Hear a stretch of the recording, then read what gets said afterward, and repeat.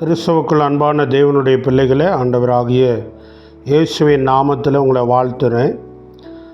யோவான் ஸ்நானகன்ட்ட இயேசு மேலே ஒரு விரோத மனப்பான்மையை உருவாக்க சிலர் முயற்சி பண்ணுறாங்க. ஆனால் யோவான் ரொம்ப புத்திசாலித்தனமாக விசேஷமாக தேவ ஆவியானவருடைய உதவியோட பதில் கொடுக்குறாரு.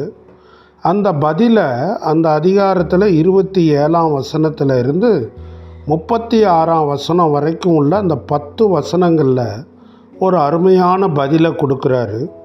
அதை குறித்து வருகிற சில நாட்கள் நம்ம சிந்திக்க தேவன் நமக்கு உதவி செய்வாராக.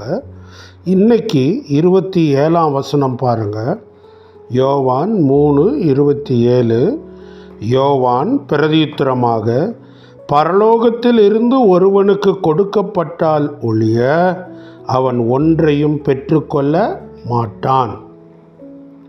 பரலோகத்தில் இருந்து ஒருவனுக்கு கொடுக்கப்பட்டால் ஒழிய அவன் ஒன்றையும் பெற்றுக்கொள்ள மாட்டான். அப்படின்னா என்ன பார்க்குறோம்? அதாவது கடவுள் எதையாவது கொடுக்கலன்னா ஒருத்தனுக்கும் ஒன்றும் கிடைக்காதுன்னு இந்த யோவான் சொல்கிறார். அப்படின்னா பிசாசு கொடுக்கறது, பிசாசும் அநேகருக்கு அநேகத்தை கொடுக்குறோம். அதை பற்றி அவர் சொல்லலை. ஏன்னா அவருக்கு தெரியும், ஆண்டவர் இயேசுவுக்கு கொடுக்கப்பட்டது எல்லாமே பரலோகத்தில் இருந்து கொடுக்கப்பட்டது என்பதை யோவான் தெளிவாக தனக்குள்ள உணர்ந்ததுனால அவர் என்ன சொல்கிறாரு?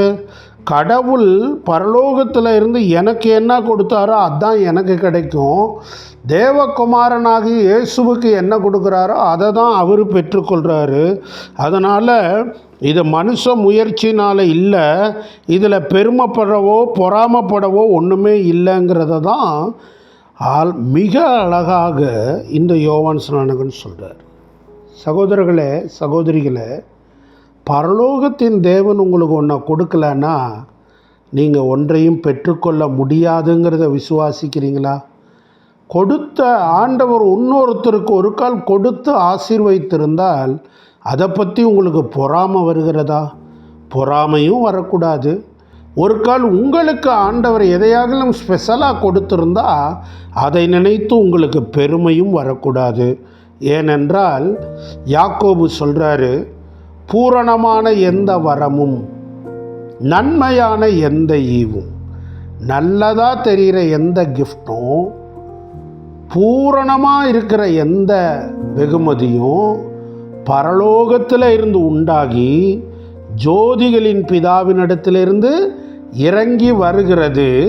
அவரிடத்தில் யாதொரு வேற்றுமையும் மாறுதலும் பட்சபாதமும் இல்லைங்கிறத ரொம்ப தெளிவாக யாக்கோபு உணர்த்துறார். பிரியமானவர்களே, தேவன் தான் ஒன்றை கொடுக்க முடியும். அவர் கையில் இருந்து தான் நாம் பெற்றுக்கொள்ள முடியும். அதனால் தேவன் கொடுக்காதவைகளுக்கு நாம் ஆசைப்பட வேண்டாம்.